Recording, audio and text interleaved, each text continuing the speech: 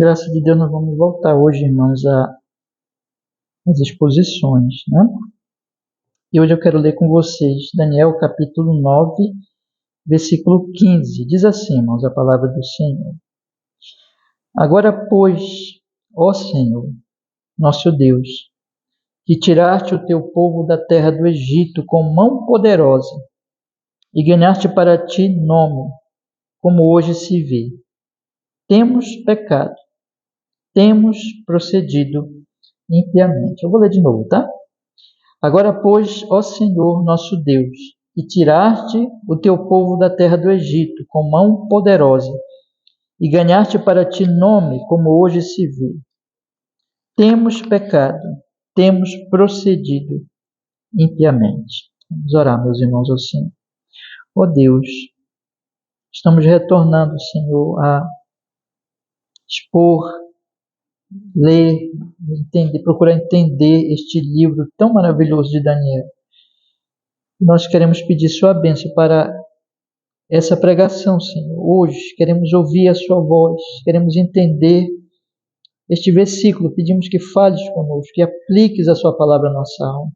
Nosso coração se abra, Senhor, para receber com fé, com obediência, com amor, Senhor, humildade, para o nosso bem. Mas pedimos também que não seja só hoje. Se o Senhor nos permitir, queremos estudar até o final desse livro e pedimos que o Senhor nos abençoe, que nos edifique, que se revele a nós. Com perdão dos nossos pecados, em nome de Jesus, para a sua glória em Cristo, nós pedimos, Senhor. Amém e amém. Pode sentar, meus irmãos, pode sentar. Amém. Irmãos, nós chegamos à parte da oração de Daniel, que é a parte que ele começa a pedir, fazer a súplica verdadeiramente. Esta oração ela tem 3 partes. Nós temos já falado nas pregações anteriores. Primeira parte, Daniel, ele exalta a Deus, ele glorifica a Deus. Segunda parte, Daniel confessa o pecado, ele faz uma descrição detalhada do que é o pecado, de qual foi o pecado do povo. E nessa descrição, ele está então realmente reconhecendo a pecaminosidade do povo de Israel e se incluindo nisso. E a terceira e última parte é o pedido dele, a súplica por perdão, por restauração do povo dele, do povo de Deus, diante do Senhor. A restauração do povo, a restauração de Jerusalém, a restauração do culto, porque as pessoas estavam exiladas e espalhadas por vários lugares, o povo de Deus, o povo da aliança. Esta oração que ele faz, como nós temos estudado, ela é uma resposta de Daniel ao estudo que ele fez do profeta Jeremias. Vocês veem que no segundo versículo, ele diz que no primeiro ano do seu reinado, reinado de Dario, filho de Assuero, da linhagem dos Medos, conforme o versículo 1, eu entendi pelos livros que o número dos anos que falara o Senhor ao profeta Jeremias e que haviam de cumprir-se as desolações de Jerusalém eram de 70 anos. Então ele ora porque ele está estudando o profeta Jeremias, as profecias antigas, os profetas antes dele, né? Ele entendeu, como nós temos já explicado ao longo dessas exposições, que Deus estava cumprindo essa profecia. 70 anos seria a desolação de Jerusalém, e passaram 70 anos já, e primeira parte da profecia se cumpriu, que foi a queda da Babilônia, e faltava ainda a restauração de Jerusalém. Então Daniel ele faz o que diante desta verdade que ele entendeu pelas Sagradas Escrituras que ele tinha naquele momento? Ele então ora, entendendo a profecia, entendendo a promessa de Deus. O que ele faz? Ele pede para Deus, ele suplica a Deus que cumpra, por sua misericórdia, por sua graça, a outra parte da profecia que ainda não tinha se cumprido, que era a restauração de Jerusalém, a volta dos exilados, que vai verdadeiramente acontecer. E aqui Daniel vai orar. Só que nesta oração, irmãos, ele então faz essas três coisas que fazem parte, que dividem a oração, e ele faz isso de uma maneira muito pensada. Não é alguma coisa que ele simplesmente tirou da mente dele, mas ele faz pensando conforme as Escrituras.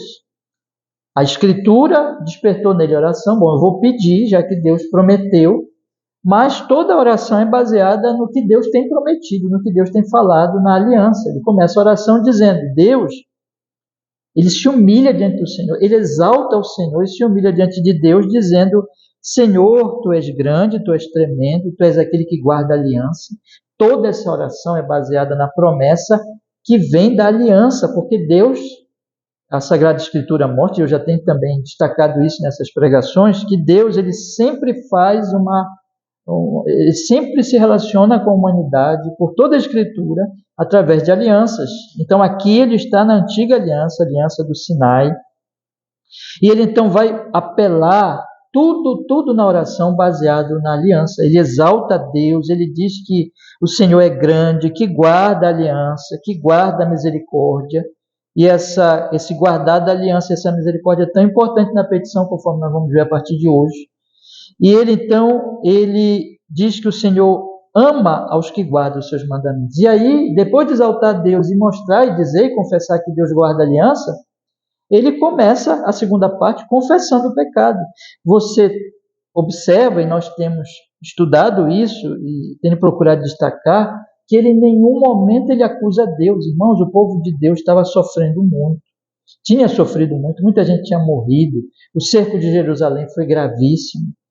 Muita gente morreu, as pessoas foram espalhadas por vários lugares, exiladas, perderam a sua nação, perderam a sua identidade, foram inseridas em todos os lugares. O próprio Daniel foi levado para longe toda a sua vida, desde a juventude, ele nunca mais pôde estar em Jerusalém, ele ficou na Babilônia.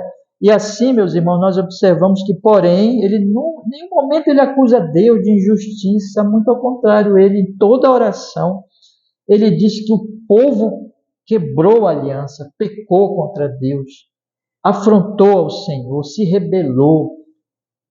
Deus fez uma aliança com ele, Deus é tão bom, gracioso, libertou-os do Egito, trouxe para a terra prometida, deu para eles tudo, irmãos, mas eles desobedeceram, eles quebraram a aliança. O Senhor, pacientemente, como Daniel mesmo coloca, enviou profetas, que alertou a eles, que alertou os seus líderes, que chamou-os ao arrependimento, mas o povo insistiu nos seus pecados, continuou os seus pecados. Deus os alertou também sobre as estipulações da sua lei e sobre o fato, a verdade de que ele ia trazer juízo. Ele já tinha dito isso desde Moisés, que se o povo pecasse, ele traria juízo, mas ele não trouxe logo o juízo, avisou, alertou, estava tudo escrito na lei, eles sabiam disso, e ele mandou seus profetas para relembrá-los disso, para chamá-los ao arrependimento. Eles não quiseram saber.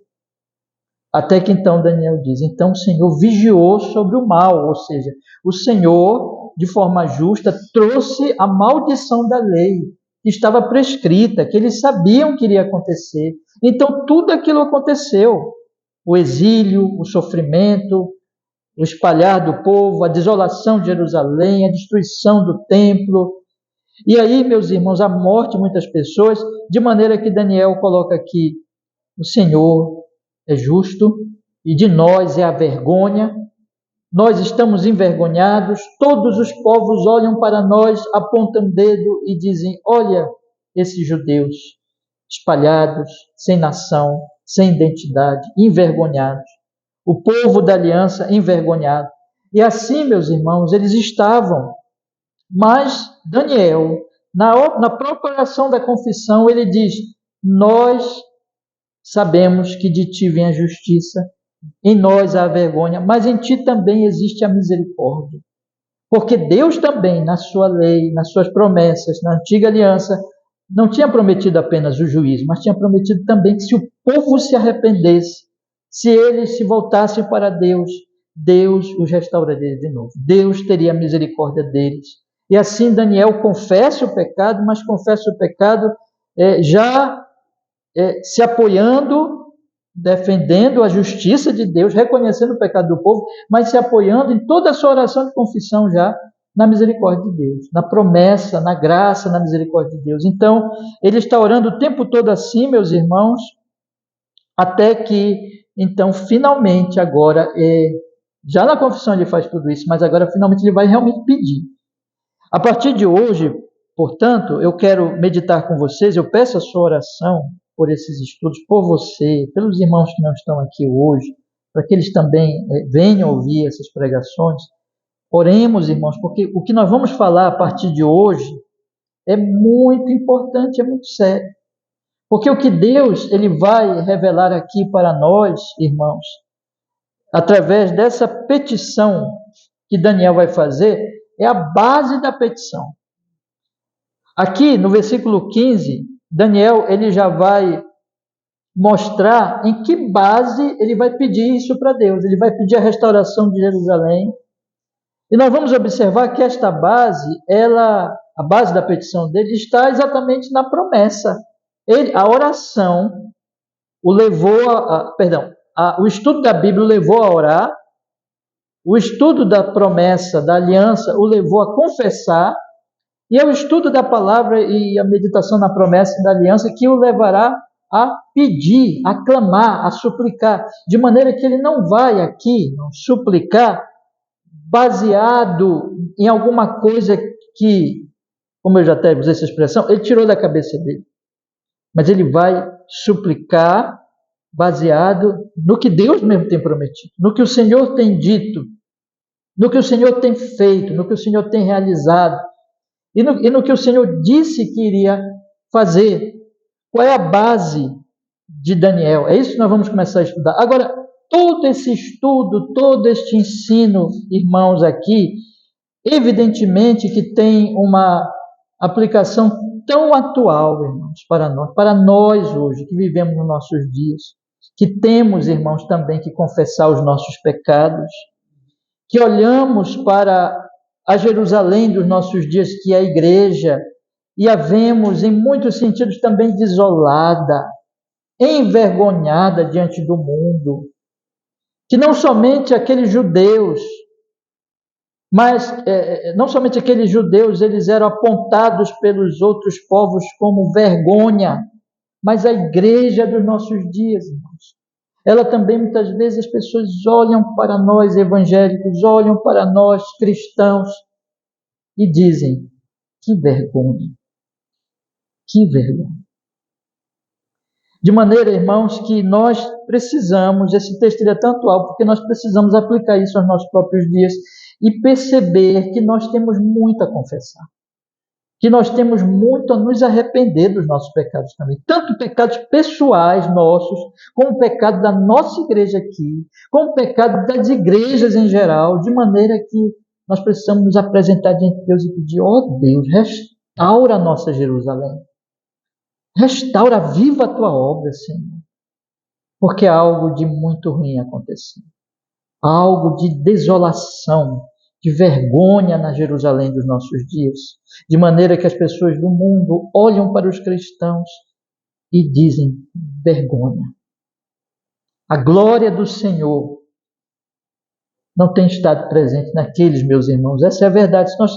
Penso que se nós quisermos ser muito honestos nos nossos próprios dias, nós devemos dizer que a glória do Senhor não tem resplandecido na grande maioria que professam o cristianismo no nosso país, que professam ser evangélicos no nosso país.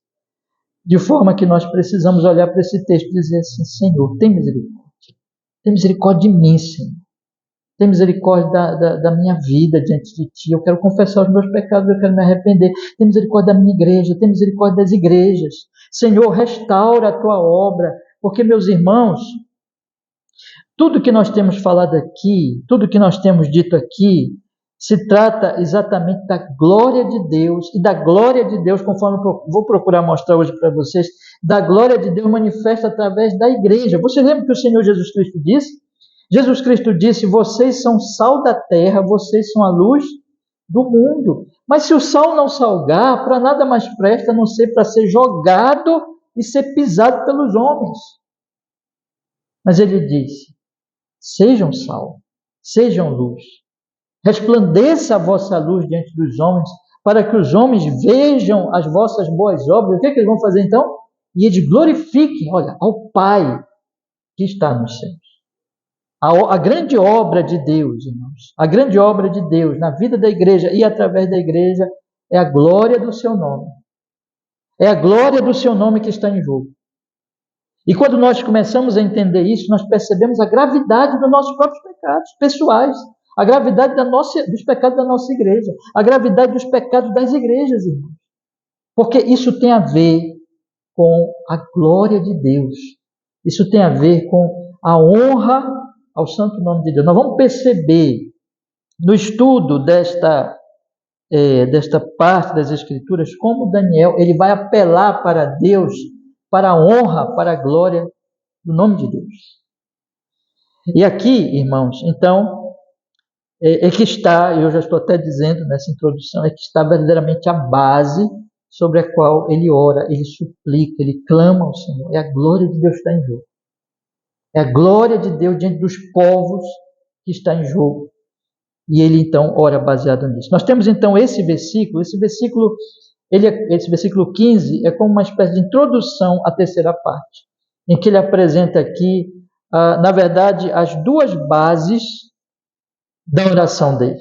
Por que ele ora, sobre o que ele ora, baseado em que ele ora, suplicando as misericórdias, a bênção, a restauração de Jerusalém. O texto diz então: agora, pois, ó Senhor nosso Deus, que tiraste o teu povo da terra do Egito com mão poderosa e ganhaste para ti nome, como hoje se vê, temos pecado, temos procedido impiamente.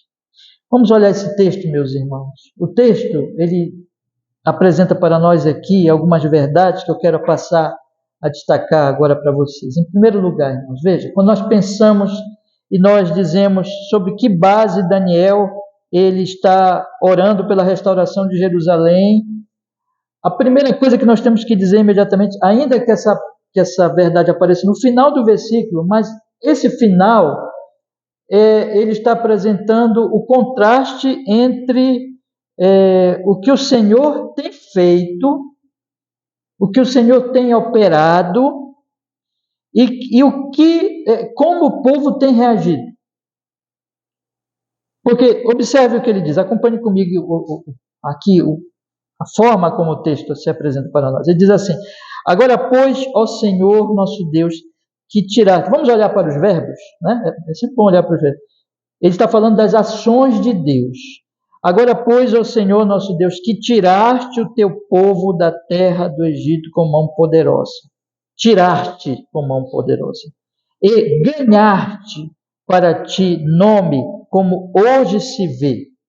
Deus, que graciosamente tirou o seu povo do Egito, libertou o seu povo e ganhou para si mesmo um nome grande, como até hoje se vê, diz Daniel. Essas foram as ações de Deus, de amor, de graça, de misericórdia, de bondade, de libertação, de salvação. Deus fez tudo isso, mas o que fez o povo? Pecou. Temos pecado, temos procedido impiamente. Eles pecaram, eles procederam de forma ímpia. Enquanto Deus, veja o contraste, enquanto Deus, o Senhor, os tirou do Egito, os libertou, os salvou, glorificando o seu nome, eles, ao contrário, o que eles fizeram, irmãos? Eles pecaram contra esse Deus. Eles agiram impiamente. Aliás, todo o tempo Daniel está fazendo isso. Ele está mostrando a gravidade do pecado, porque, em primeiro lugar, o pecado, acima de tudo, é feito contra um Deus verdadeiro, bom, santo, justo, gracioso, que não pode, de maneira nenhuma, ser colocado sobre ele nenhuma acusação. Ele é bom, ele é justo, ele é amor, Ele é gracioso, Ele é misericordioso. O próprio Senhor Jesus Cristo disse, Ele ama os seus, até os seus inimigos. Ele faz cair a chuva sobre justos, mas também sobre injustos. Ele é bondoso, longânimo, que ele chega até mesmo a protelar o seu juízo. Ele não traz logo o juízo sobre os homens. A bondade de Deus, como diz Paulo em Romanos capítulo 2, conduz os homens ao arrependimento. Deus está ali, Ele espera o arrependimento, Ele chama os homens ao arrependimento, Ele é paciente, Ele dá o pão, Ele dá a vida, Ele dá todas as coisas. Mas com Israel Ele fez muito mais. Com Israel Ele fez uma aliança.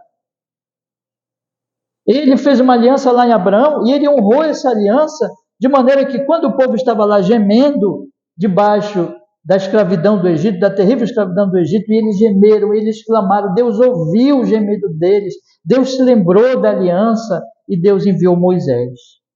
E com mão poderosa, Deus os libertou. Eles são povo da aliança, eles são povo que recebeu essa salvação, que recebeu essa libertação. E como foi que eles responderam, irmãos? Eles pecaram contra Deus. E eles se tornaram culpados, ofenderam a Deus, quebraram a sua aliança, as suas leis, não ouviram os seus profetas, até mataram os seus profetas, perseguiram os que os alertavam, não ouviu nem as bênçãos, nem observaram ali como Deus estava sendo bom, dando tudo para eles, nem notaram e ouviram os alertas que já estavam na lei, tampouco ouviram os profetas que foi enviado a eles para lhes mostrar a lei, dizendo assim, olha o que diz a lei, olha o que o Senhor tem dito, olha o juízo virá sobre vocês. Deus esperou pacientemente, não há nada que pudessem eles acusar Deus, como não há nada que qualquer ser humano possa acusar Deus de injustiça, porque Ele é bom, porque Ele tem enviado. Lembra que o apóstolo Paulo disse? Que Ele envia o sol, Ele se manifesta na própria criação. Romanos capítulo 1, Ele dá uma consciência para os homens, que mostra que existe um Deus. Romanos capítulo 2, e Ele ainda envia o Evangelho, o seu Filho, e diz, vão para todo mundo, pregue o Evangelho a toda criatura, anunciem a salvação a todos os homens. E o que é que os homens fazem, irmãos? Os homens voltam as costas e dizem, não quero. E ofendem a Deus todos os dias. E pecam contra Ele. E se voltam contra Ele. E o que dizer daqueles que professam o cristianismo? Que ouvem as pregações, que ouvem os anúncios do Evangelho e também não se arrependem dos seus pecados. E também continuam nas suas iniquidades como se tudo fosse normal. Como se não devessem ouvir os alertas de Deus, os chamados misericordiosos e graciosos do Senhor, como se tudo que Deus estivesse falando e dando a eles, o anúncio bendito da graça, o anúncio da boa notícia do Evangelho, as promessas do novo céu, da nova terra, as glórias que Ele está manifestando de si mesmo, por amor do seu nome, não fossem valiosas, como se os seus alertas de um futuro juízo, como se os seus alertas que Ele faz também não fossem valiosos. Jerusalém antiga não ouviu Deus. Jerusalém não deu atenção às promessas, não ouviu os alertas, não ouviu os profetas que o chamavam ao arrependimento. Oh, meus irmãos, a igreja moderna não tem ouvido os alertas, não tem procurado ouvir com coração sincero e verdadeiro as profecias, as promessas do Evangelho, as graças prometidas e também os alertas, meus irmãos, que estão ali, explicitamente ali, de forma explícita, clara, e dizendo que o Senhor, como nós hoje mesmo lemos, lembra que hoje mesmo lemos? Este povo honra-me com os lábios, mas o seu coração está longe de mim, no sentido de que Deus está dizendo o tempo todo, está alertando, irmãos, a igreja moderna de que não se pode tratar Deus assim, com desonra, com uma religião apenas de aparência, com alguma coisa apenas que, na verdade, simula uma piedade, mas que verdadeiramente não ama o Senhor, com alguma coisa que seja apenas uma tradição dos homens e de que, de fato, não dá reverência e valor e honra ao Senhor Deus Todo-Poderoso. E Ele está dizendo o tempo todo que o Senhor, Ele um dia também trará o seu juízo sobre todos estes irmãos. Mas as igrejas hoje também não têm ouvido. Mas os cristãos professos em nosso país também não têm ouvido. Eu penso que se nós fizéssemos uma comparação e colocássemos, irmãos, tudo o que aconteceu naqueles dias do antigo Israel com o que acontece hoje em nossos dias, nós vamos ver muita similaridade, nós vamos ver como as coisas são muito assim parecidas, irmãos, com o que estava acontecendo lá naqueles dias. Isso nós devemos aplicar em nossa vida, isso nós devemos aplicar em nossa própria realidade, em nossos próprios dias. Mas veja, o que Daniel coloca aqui, irmãos, de forma clara e evidente, é que tudo o que o povo pode apresentar diante de Deus é pecado e culpa. Temos pecado, temos procedido impiamente, temos, apesar de todas as suas misericórdias, de todas as suas bondades, nós temos pecado e temos nos tornado culpados diante de Ti, de maneira que nós não podemos apelar de maneira nenhuma para alguma justiça que esteja em nossa própria vida diante de Ti. Daniel, ele coloca o seguinte: eu não posso orar a Deus e fazer essas súplicas a Deus, porque tudo que eu vejo, tudo que eu constato é exatamente pecado. É pecado. Pecado em mim, pecado em Israel, pecado no povo de Deus. De maneira que nós não podemos, Daniel pensa agora, apresentar diante de nós a base da nossa petição de que Deus restaure Israel, a nossa justiça, porque tudo que temos é pecado e impiedade. Irmãos, o ponto que eu quero destacar aqui é que toda a confissão verdadeira e toda a súplica verdadeira, ela, em primeiro lugar, ela é uma consciência de que nós, em nós mesmos, não temos nada, irmãos. Que temos somente pecado e culpa. Que nós, por nós mesmos, não podemos apelar diante de Deus para alguma justiça nossa. Todo o anúncio do Evangelho, eu passei aqui algumas semanas falando do consolo do Evangelho, e nós vimos como o Senhor Jesus Cristo diz que bem-aventurados, em primeiro lugar, são os pobres de espírito. Lembra disso? E é exatamente isso. A primeira bem-aventurança toca nisso aqui que Daniel está fazendo. É realmente uma consciência de que tudo que nós temos diante de Deus é pobreza, é miséria terrível, total, de maneira que nós não podemos jamais apresentar isso para Deus como motivo de que Ele nos ouça, que Ele nos salve, que Ele tenha misericórdia de nós, porque nada disso pode agradar a Deus, porque é miséria espiritual, porque é pobreza espiritual. Então, bem-aventurados são esses, em primeiro lugar, que não ficam protelando o arrependimento, que não tentam se justificar nos seus pecados, mas vão diante de Deus e reconhecem seus pecados. Por isso que o primeiro chamado do texto é um reconhecimento para nós. É dizer assim, reconheçam os seus pecados, não encubram os seus pecados. Não encubram as suas faltas, mas reconheçam os seus pecados diante de Deus. Porque quando alguém não reconhece, quando alguém tenta se justificar e explicar o pecado e não se arrepende do seu pecado, está fazendo exatamente o oposto de ser um pobre de espírito, como Jesus diz nas bem-aventuranças, e de fazer isso aqui que Daniel está fazendo. De certa forma, essa pessoa está dizendo diante de Deus, eu sou justo e Deus está sendo injusto. Ela está fazendo como, lembra também nós falamos na série sobre os consolos do Evangelho, ela está fazendo como o Adão que disse, olha, tu me deste essa mulher e ela me levou a comer o fruto. Ela não está reconhecendo que em Deus só existe justiça e que nela aqui está o pecado. Então, a grande primeira coisa do texto aqui, irmãos, toda aquela oração de confissão, e esse ponto aqui, esse aspecto do texto, quando inicia com a súplica, é exatamente em que a confissão e a súplica, ela se baseia sempre numa consciência da nossa pobreza, do nosso pecado.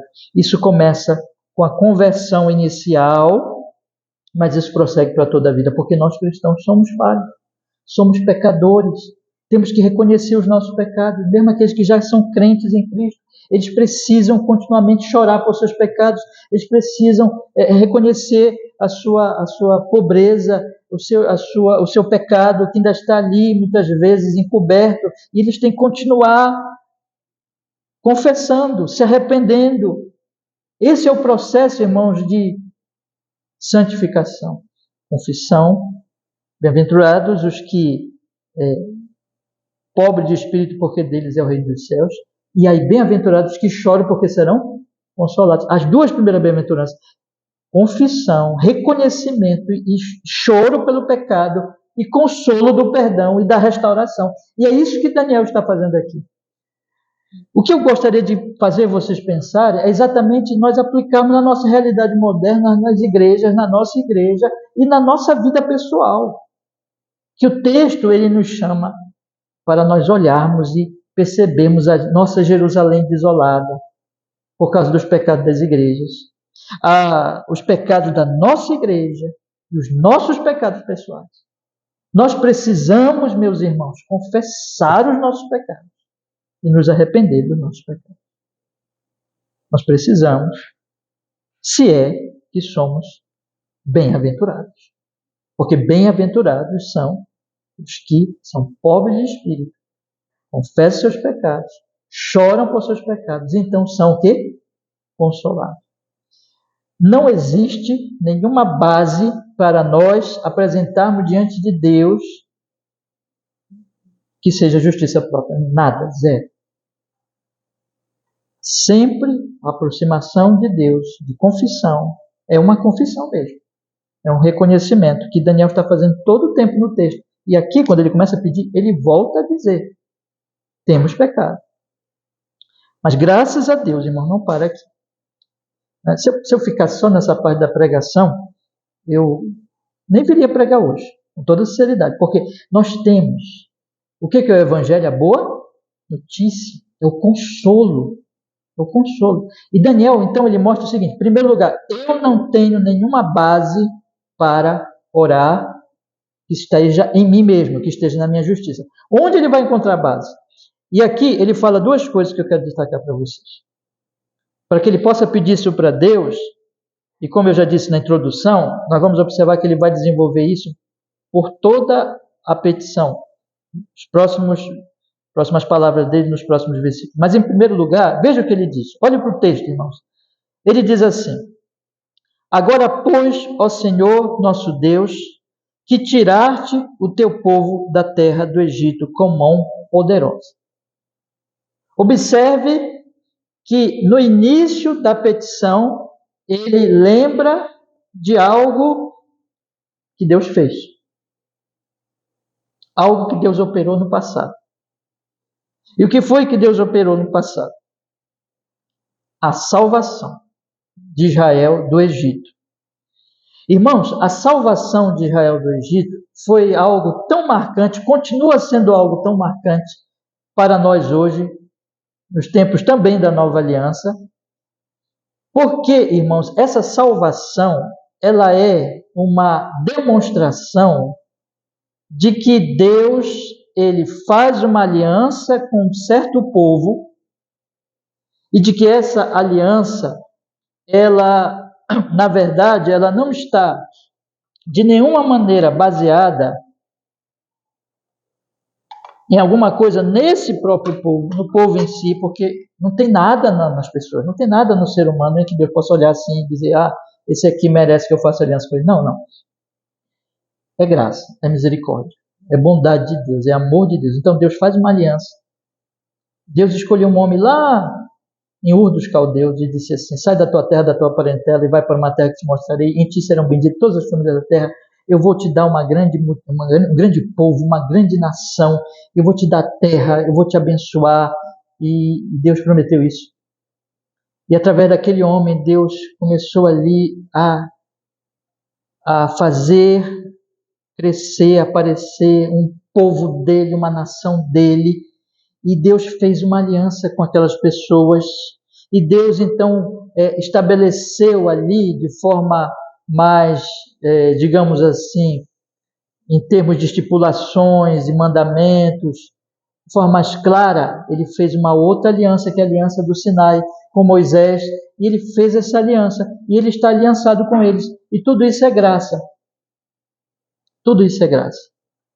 Mas esta aliança, que já está ali com Abraão, evidentemente na aliança com Abraão, e que se tornou ali aliança no Sinai, como complementa essa primeira aliança, é tudo aliança, de forma que Deus, quando o povo dele vai para o Egito, vai para ser salvo da fome, vocês lembram disso, através de José, mas centenas de anos depois, crescendo, se tornando uma multidão, despertando o ciúme de Faraó, o perigo que Faraó percebeu neles, podendo se juntar aos seus inimigos. Faraó então começa a persegui-los, né? Os faraós, na verdade, porque teve ali uma primeira perseguição e outra depois, de maneira, meus irmãos, que nós podemos ver que eles estão em situação muito grave, escravizados, perseguidos, ameaçados o tempo todo, e eles então estão ali em grande opressão. E o que o Senhor Deus faz? O Egito era poderoso, Faraó era poderoso, e o Daniel ele fala o seguinte aqui, que o Senhor os tirou, o Senhor os libertou. Ouça bem, observe bem a ênfase, com mão poderosa. Isso significa o seguinte, que o Senhor tirou, mas não foi, irmãos, como eu tirar esse papel aqui desse lugar e passar para cá. Não foi como um movimento que com uma forcinha pequena nós podemos fazer. Não foi alguma coisa que o ser humano podia fazer, mas que só Deus podia fazer. A ênfase aqui é o seguinte, é um poder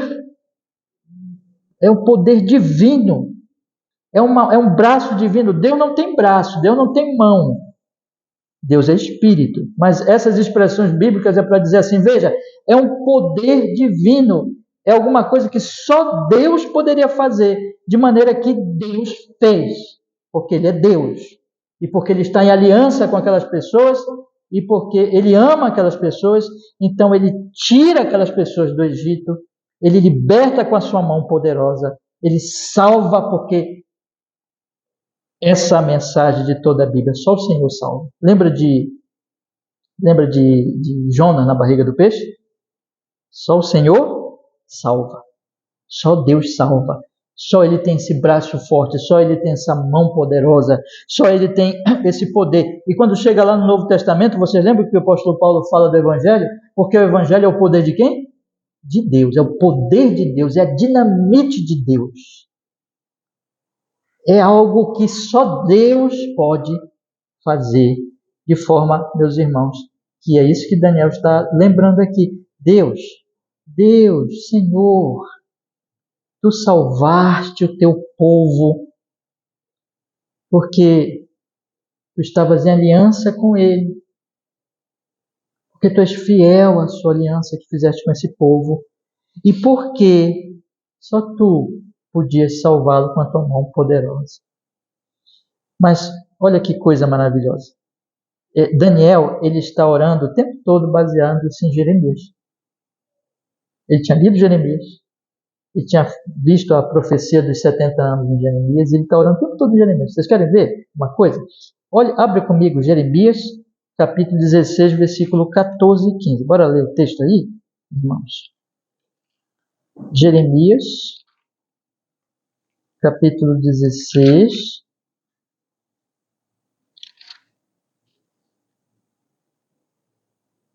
versículos 14 e 15.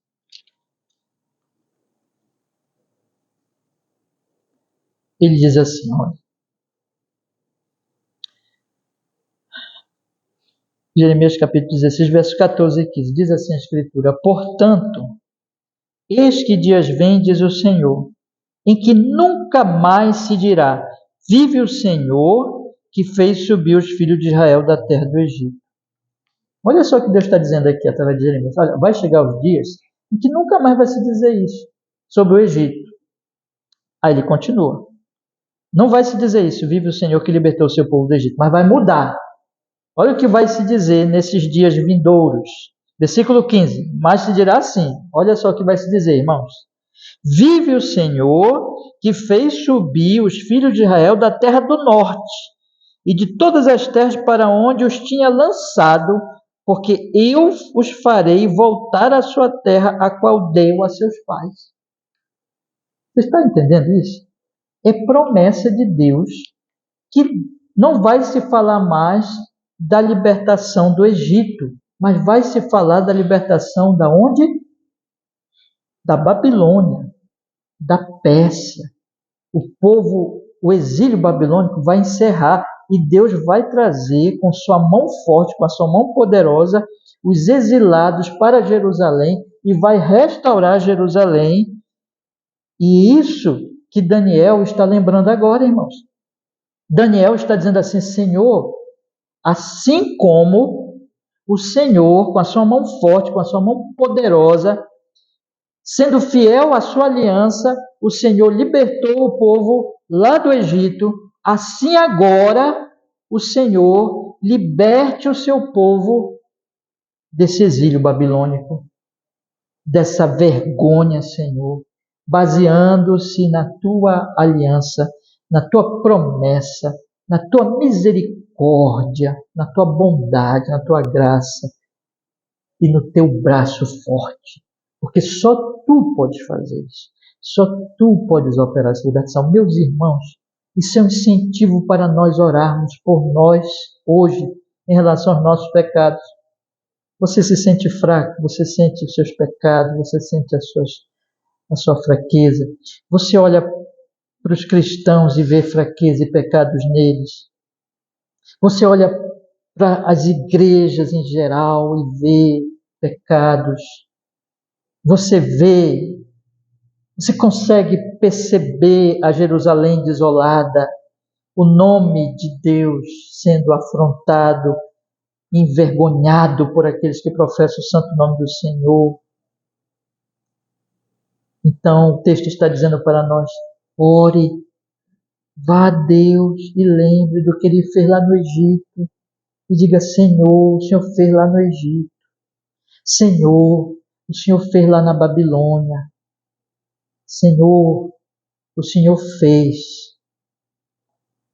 quando o próprio Filho de Deus nasceu numa virgem, morreu, ressuscitou para a nossa salvação, se apresentou diante dos discípulos e disse, eu estou vivo, subiu ao Pai dizendo, esperem mais um pouquinho porque em breve virá o poder. Atos, capítulo 1, versículo 8. Olha o poder de Deus. Mas recebereis a virtude, o poder do Espírito Santo. E ser-me-eis testemunhas, aonde, irmãos? Tanto em Jerusalém, como em toda a Judéia e Samaria e até... Irmãos, que poder fez com que o Evangelho, uma mensagem odiada na época pela religião judaica, que imperava naquela região, que dominava aquela região, o judaísmo, que odiava Jesus, que crucificou Jesus Cristo. Que poder poderia vencer isso, irmãos? Da tradição humana, da religião humana, que cheia de tradições, que encobriu a aliança antiga, que fez com que as pessoas, na verdade, tivessem uma outra religião já. Que poder poderia vencer isso? Que poder poderia vencer o grande Império Romano, que desbaratou outros grandes impérios, que dominou tudo e que tinha o mais poderoso exército da época? Que poder poderia vencer César, o imperador? Que poder poderia vencer de maneira a enfrentar séculos e séculos de trabalho de Satanás e do mundo, do pecado e da carne, para que o nome de Cristo fosse esquecido, para que a igreja acabasse. Seduções, tentações, perseguições, mortes foram usadas para atacar essa mensagem, esse evangelho, essa igreja. Mas hoje, o evangelho chegou a nós. Quem foi que fez isso, irmãos? Deus no seu poder. Mas recebereis poder, descer sobre vós o Espírito Santo, ser-me-eis testemunhas até os confins da terra. Irmãos, quando nós olhamos a igreja hoje, tão fraca, tão indolente, envergonhando o nome de Deus. Quando nós olhamos para os nossos próprios pecados, para o pecado de nossa igreja, para os pecados das igrejas. Quando nós olhamos, irmãos, e observamos o santo nome de Deus sendo tão envergonhado, em que nós vamos nos basear para pedir: Senhor, restaura a tua Jerusalém, aviva a tua obra, Senhor? O que nós devemos nos basear, meus irmãos? No poder de quem? De Deus, na misericórdia de Deus, na graça e no poder de Deus. Nós não podemos fazer isso. O texto está nos chamando a nós orarmos, pedindo que Deus restaure a Jerusalém que está desolada. Mas a segunda base dele é, de certa forma, ainda mais impressionante. Porque ele diz o seguinte, vamos continuar lendo o versículo? A primeira parte é: agora, pois, ó Senhor vosso Deus, que tiraste o teu povo da terra do Egito com mão poderosa, né? Mas a segunda parte é: e ganhaste para ti nome como hoje se vê. Mais uma vez ele está baseado em Jeremias. Ele diz assim: a segunda base que eu tenho para pedir para Deus é que Deus, quando ele libertou o povo dele, ele libertou o povo dele e ele ganhou um grande nome diante das nações. A glória do seu santo nome resplandeceu diante de todos que diziam: vejam o que o Senhor de Israel fez, libertando o seu povo do Egito. E glorificaram o nome de Deus, e honraram o nome de Deus. O nome de Deus foi honrado naquela salvação. A palavra de Deus diz, irmãos, eu convido vocês a mais uma vez lerem um versículo de Jeremias comigo, lá agora no capítulo 32, versículo 20 de Jeremias. Vamos ler aí, por gentileza. Veja o que a Escritura diz em Jeremias, capítulo 32, versículo 20. Ela diz assim, irmãos, a palavra do Senhor. Olha o que diz. Jeremias 32, 20. E veja como Daniel está sempre orando, baseando-se em Jeremias. Ele diz assim: tu puseste sinais e maravilhas na terra do Egito até o dia de hoje, tanto em Israel como entre outros homens, e te fizeste um nome, o qual tu tens neste dia. Esse evento ganhou para Deus, manifestou para ele uma glória que perdurava até os dias de Jeremias, até os dias de Daniel. De maneira, irmãos, que, e aqui se precisa explicar sempre, não é que Deus precise de nós para ser glorioso. Deus é glorioso em si. A questão aqui é que ele manifesta a sua glória. Deus não precisa de nós para ser glorificado, para ser glorioso. Ele é glorioso. Mas é como o sol, que não precisa da lua para ser sol, mas ele manifesta a sua luz pela lua, né? Eu gosto de usar essa ilustração, que Deus, ele reflete a sua glória nas suas ações poderosas de salvação. O que Daniel está falando aqui é que Deus está glorificando o seu nome no Egito. E aí, voltando para Daniel, bora ler os próximos versículos e perceba o que Daniel vai pedir para Deus. Vamos lá, leia comigo o versículo 16. Vamos lá, meus irmãos, acompanhe aí e veja como Daniel está apelando para a glória do nome de Deus. Olha aí. Ó Senhor, segundo todas as tuas justiças, aparte-se a tua ira e o teu furor da tua cidade de Jerusalém, do teu santo nome, porque por causa dos nossos pecados e por causa das iniquidades de nossos pais, tornou-se Jerusalém e o teu povo opróbrio para todos os que estão em redor de nós. Jerusalém, olha bem, Jerusalém é uma vergonha. É uma vergonha. O teu povo, Senhor, está envergonhado. Vamos continuar. Olha o que diz o versículo 17. Agora, pois, ó Deus nosso, ouve a oração do teu servo e as suas súplicas, e sobre o teu santuário assolado faz resplandecer o teu rosto, por amor de quem, irmãos? Do Senhor. Por amor do Senhor, nos salva. Aí ele continua, versículo 18. Inclina, ó Deus meu, os teus ouvidos e ouve, e abre os teus olhos e olha para a nossa desolação e para a cidade que é chamada pelo teu nome. Perceba, irmão. Porque não lançamos as nossas súplicas perante a tua face, fiados em nossas justiças, mas em tuas muitas misericórdias. E aqui lembrando que ele salvou lá atrás por misericórdia, e Daniel está dizendo aqui, nós estamos fiados na tua misericórdia, na misericórdia da aliança. Né? Com teu poder salvar-te lá, o povo lá antigamente, não porque ele fosse bonzinho, porque o povo de Israel sempre foi pecador, mas por causa da tua misericórdia e no teu poder salvar-te. E ele então está apelando sempre para o poder, a misericórdia e a glória de Deus. Você percebe isso? E vamos continuar. Olha o que diz no versículo 19. Ó Senhor, ouve. Ó Senhor, perdoa. Ó Senhor, atende-nos e age sem tardar. Por amor de ti mesmo. Que coisa, né? Por amor de ti mesmo. Ó Deus meu, porque tua cidade e o teu povo são chamados, o que, irmãos? Pelo teu nome. Ele está dizendo assim, Israel está atrelado à tua glória. Israel, o que acontece com Israel diz respeito ao teu nome. É a cidade de Jerusalém, ela leva o teu nome. É cidade de Deus. Israel é povo de quem? De Deus.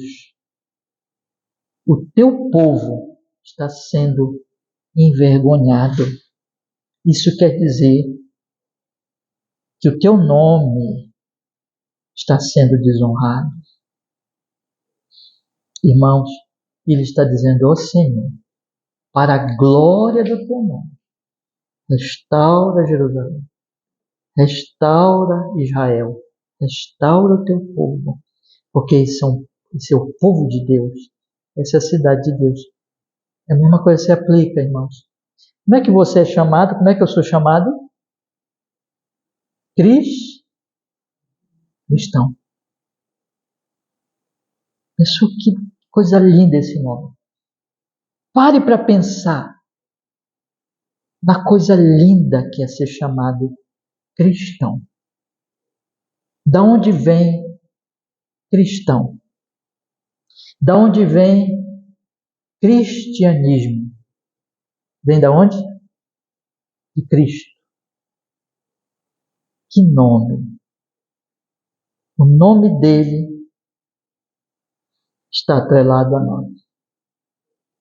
O nome dele está ligado à igreja dele. Então, quando a gente olha a igreja do jeito que está, quando olhamos o pecado no meio das igrejas, quando olhamos a desonra ao seu nome, nós podemos olhar para os céus e dizer, Senhor, somos pecadores. Temos pecado contra ti. Temos desonrado o nome de quem? Teu nome. Porque nós levamos o teu nome. E nós podemos apelar a ele e dizer a ele, Deus, restaura a glória do teu nome. E ele prometeu isso, irmãos. Ele prometeu isso no início do Sermão da Montanha. Eu já citei aqui. Ele disse que nós somos o quê? O sal da terra e a luz do mundo. O que ele está fazendo através da igreja? Ele não edificou a sua igreja para que a igreja desonrasse o seu nome. Ele edificou a igreja para a glória do seu nome. Ele disse, vocês são sal, vocês são luz para que os homens vejam as vossas o quê? Mais obras? Negativo. As vossas boas obras e glorifiquem a vosso Pai que está nos céus. Jesus disse, vocês vão ser perseguidos, ele disse. Bem-aventurados são aqueles perseguidos, não é por causa dos seus pecados, mas por causa do quê? Da justiça. Justiça. Eles podem caluniar vocês, eles podem mentir sobre vocês, mas é mentira, porque em vocês está o meu nome. Bem-aventurados aqueles que são mansos de espírito, bem-aventurados aqueles que são pacificadores, bem-aventurados são aqueles que são limpos de coração, bem-aventurados, porque aqui está a glória dele, irmãos, na nossa vida. E aí nós devemos olhar para os nossos pecados e ficar com muita vergonha, irmãos, vergonha, porque nós levamos o nome dele. Se nós pecarmos diante dos nossos vizinhos, diante dos nossos colegas de trabalho, diante dos nossos colegas de faculdade, de escola, o que for, eles vão dizer, olha o cristão. E nós devemos ter muita tristeza por isso, porque nós levamos o seu santo nome. Mas verdade seja dita, nós somos pecadores. E nós não podemos, irmãos, por nós mesmos, glorificar o nome santo dele. Nós temos que apelar a ele e dizer, Senhor, tem misericórdia de nós. Senhor, assim como o Senhor salvou o povo lá no Egito, opera esse poder na minha vida hoje, na vida da minha igreja, na vida da minha igreja local, na vida das igrejas, para que o seu nome seja glorificado. Eu só conto com teu poder, com a tua graça, com a tua misericórdia e com a honra que tu queres dar ao teu nome, Senhor. Está atrelado ao meu testemunho. Eu não quero desonrar o teu nome. Eu peço, glorifica o teu nome. É isso que o texto está nos chamando hoje à noite. Irmão. Vocês estão entendendo? Está claro para vocês, meus irmãos? Então eu quero encerrar colocando para nós, já fiz várias aplicações aqui, mas colocando 3 verdades aqui rapidamente, que o texto nos aponta, portanto, só para reforçar. Em primeiro lugar, ele está dizendo que jamais nós podemos encobrir nossos pecados, irmãos, ou justificar nossos pecados. Sem isso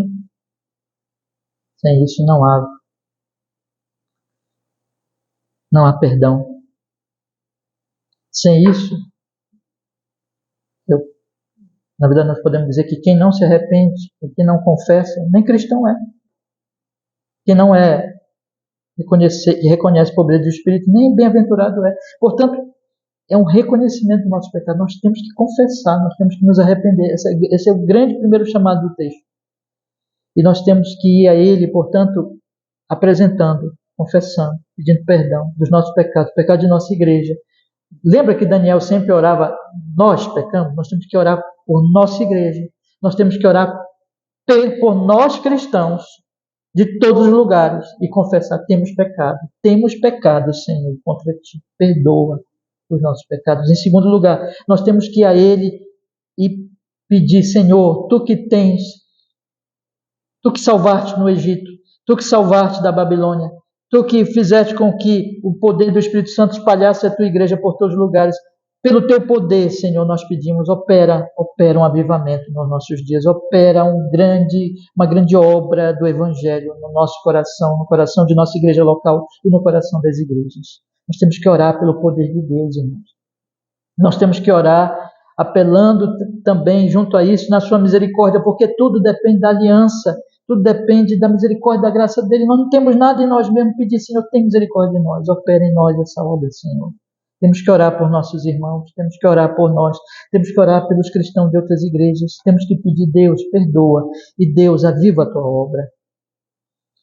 E, em último lugar, temos que orar para que ele glorifique o seu nome na vida da nossa vida pessoal como cristãos, levamos o seu santo nome, na vida da nossa igreja local e na vida das igrejas. Senhor, glorifica o teu nome o teu nome que está sendo tão desonrado por aqueles que professam cristianismo, mas que eles se arrependam, que o Senhor opere uma graça na vida deles, que aqueles que nem convertidos são, se convertam, que aqueles que estão ruins espiritualmente, como esteve Davi, como esteve Pedro, que se arrependam e se voltem para ti, que o Senhor traga arrependimento, e que os cristãos, que aqueles que professam o seu nome neste país, se arrependam de usar esse nome em vão e passem por sua obra maravilhosa, para a sua glória, a mostrar as características do homem bem-aventurado, lá de Mateus capítulo 5.